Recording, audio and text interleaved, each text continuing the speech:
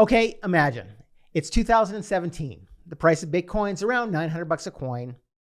And you walk into your wife or your husband's room and you say to them, honey, I think that we should sell absolutely everything that we own, go and use that money to buy some Bitcoin, and then pack up all of our kids and go traveling around the world. Now, I don't know about you, but my wife would look at me like I was absolutely insane. But today, we're going to talk about a Dutch family who actually did that exact thing and how their journey ultimately led them to discovering the tax haven of Portugal, and why, at least that part of their journey, you may want to enjoy yourself. That's all coming up today on Renegade News. Welcome back to Renegade News. I'm your host, Glenn Kowalski. Every week on this channel, we'll discuss the latest news, strategies, and tactics for breaking free from the system, paying less tax, and living anywhere in the world that you choose. So let's just get right into this story. Back in 2017, the family of Didi Taihuttu talked to his wife, and him and his wife decided to pack up all of their 3 kids, liquidate everything they own, including a 2,500 square foot house, and pretty much all of their earthly possessions, sell it all into Bitcoin, and then move to this life on the road. Now, at that time, as I was saying, the Bitcoin price was around $900. Today, it's trading around $41,000, and it peaked at $69,000 in November of 2021. So that gives you an idea that ultimately that decision was the right one for their family. He now says that he safeguards that family's crypto fortune now in secret vaults on 4 different continents around the world. However, after they spent about 5 years traveling the world, this so-called Bitcoin family has chosen to settle down in Portugal, which is one of the last places in Europe that have a 0% tax on Bitcoin. So why did they choose Portugal, and why might you consider doing the same? Well, besides having really great weather and a relatively low cost of living, that country also offers a very safe and a pleasant way of life. Back in 2021, the country ranked 4th on the Global Peace Index, and it tops the list of best countries for expats to live in the world, which is why it's becoming a lot more popular. Also, they offer a very attractive non-habitual resident program, which is applicable to the foreign income of individuals, and it was designed specifically for people who wish to transfer their residence to Portugal. Now, for crypto owners, like I know a lot of us are, there are some other additional reasons which are really crucial, and they make Portugal considered a tax haven by a lot of people. It always ranks in the top 10 of the most crypto tax-friendly countries on earth, and more people are considering a tax haven for those reasons. It's one of the 7 EU states that back in 2018 declared that they wanted to promote the use of blockchains in their country. But here's the best part.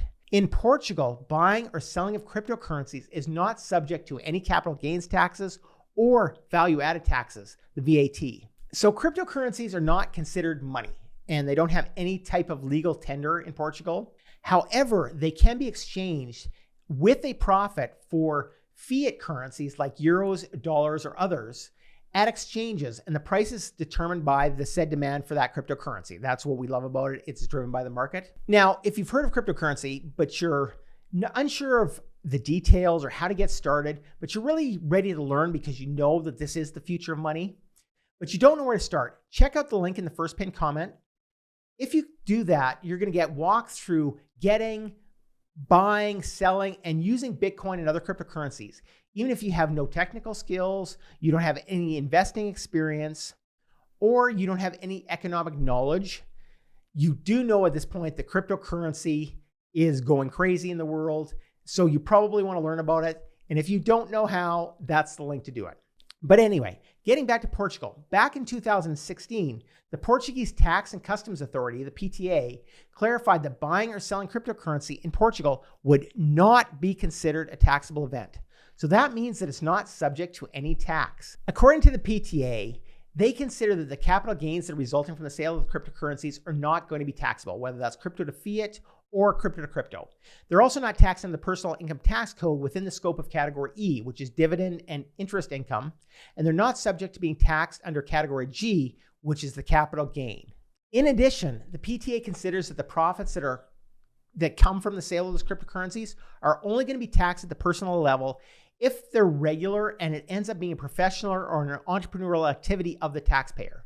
And in that case, it's going to be taxed as a qualifying income under Category B, which is freelancing, of the Personal Income Tax Code. So to kind of summarize and wrap that up, the PTA considers that the capital gains resulting from the sale of cryptocurrencies are not subject to personal income tax unless it's considered that that activity is a professional or an entrepreneurial activity of the taxpayers.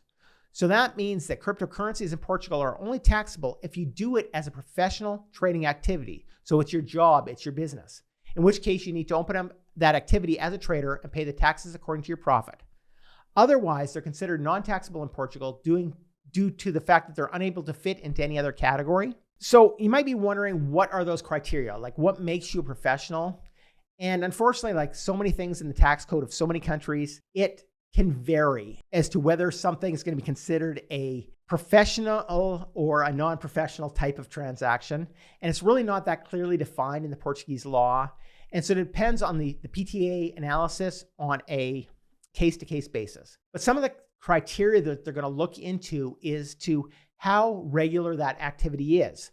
If you sell your crypto one time and you make a profit, that's going to be non-taxable. However, if every week you're coming in with new profits, every month, every day, you're coming with new profits from your crypto trading, chances are they're going to consider it a professional type of activity and you're going to have to pay taxes on that income. It can also depend if you have a high economic dependence on that crypto profits in relation to your other income. So if you're completely flat broke and you trade crypto to bring in a big portion of income and you bump up your level of your lifestyle, so a larger portion is coming from your crypto profits that are coming from any other sources, that could also be a criteria.